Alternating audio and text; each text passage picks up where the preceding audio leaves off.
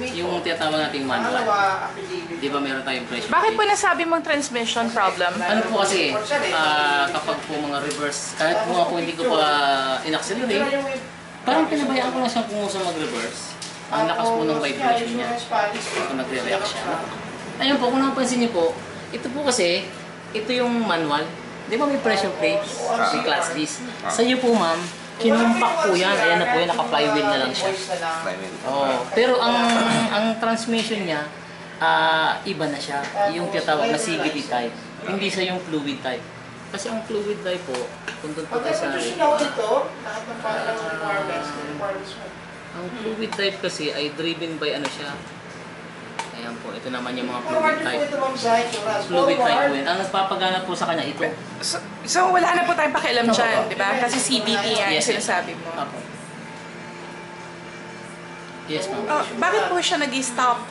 Ngayon ma'am kasi, yun na nga po ang tingnan natin. Pwede po natin kasi di man natin alam. Gaya dito, wala po alam na history. Wala po tayong record dito, di ba?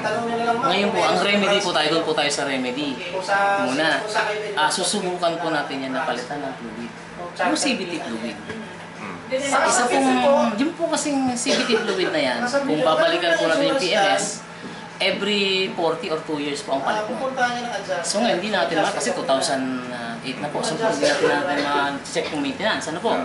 So mangyayari po dyan, para lang malaman natin kung yan po ay kaya natin ma-remedyo na hindi. Kasi po kung titingnan po talaga, CVT ang problem. Ngayon po, remedy is magpalit po tayo ng tubig. Tapos mag-flashing. Pangalawa po, ito po kasi, ito po yung tinatawag na, ang tawag po dyan ay shift solenoid. Kapag po naman may namamatay kayo, ito po yung control naman. Shift? Ano shift solenoid. Shift solenoid. Ayan naman po, para naman pasigurado, ino-overhaul din po yan. Ino-overhaul. Mga 1 week process yan, ma'am. Since ngayon, medyo yun lang po mga hindi na masikasa. shift solenoid? Yes, shift solenoid. Yan po, tapos magpapalit tayo ng gasket niya. So papalit tayo ng fluid, mag-overhaul tayo. Yan ang muna po ang pinaka-remedy natin. Ngayon po, 50-50 po yan. Pwede po makuha po. So trial and error pa rin? Yes ma'am, kasi ma'am yan nga po ay talagang pag ganyan. Wala naman po kasi repair ang transmission niyan. Hindi gaya ng isang klase, meron po, na-overhaul, na-remand. Ito po hindi. Kaya ito po ang pinaka-remedy naman niya. Flashing, overhaul. Tapos, i-cleanse nyo lang. So pa naman, wala pa naman ako narinig na mas worse pa. Doon pa lang sa malakas na vibration.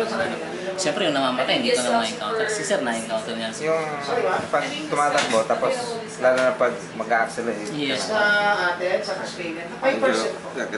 Oo, nag-charge siya. Sa gulo ba kasi supply yan eh.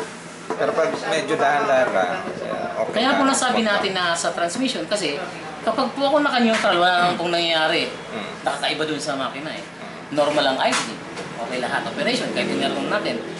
Pag-drive ko lang po, doon po siya nang maramdam. Kaya nasabi ko natin na may problema sa transmission. Yan po yung mga initials.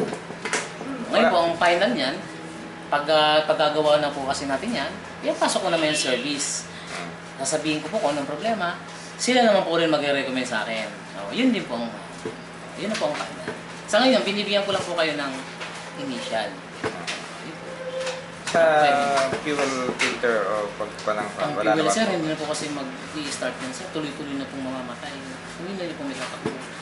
Hindi na po may ilalayo. Pag fuel filter po saka kahit po hindi nyo na i-cambio, start nyo lang, may fuel filter, mamamatay yan. Kasi supply ito. Supply. Kahit mag-plug na siya, bira po kasi. Kadalasan. Yun po na yun. Paano po nagkakaroon ng ganun problem? Kapag po kasi, kung matanong po kayo, kailan mo ba kayo nung nagpalit ng CVT fluid? Kailan niyo po maalala yung CVT fluid? Diyan, di ba? Tapos ang CVT fluid niyan po, hindi po pwedeng gumamit ng ibang fluid. Yung CVT lang po talaga ng Honda. Kapag po sa labas, iba kayo ibigay sa inyo ATF, hindi rin po mag-match dito. Kasi by design yan po. CVT, CVT rin. ATF po, automatic transmission. Yun po yung, iba naman po yun. May mga viscosity. Pero po may ATF din po to. Meron po. Yun po sa inyo, CVT type. So hindi siya sumunod ATF dapat? Nung O3 po, kailangan design, CVT. yes. Nung 2003. So kung pinalitan siya ng ATF, magkakaroon ng diferensya. Yes, magkakaroon po ng gano'n. Ang So kulay dapat po niya, pala, lahat ng mga may Honda, sasabihan na pag CVT type ang kanilang Honda, huwag silang magpapapalit ng, Yes po. ng Yun ang best po. ABF sa mga gasoline station. Dapat may sa transmission,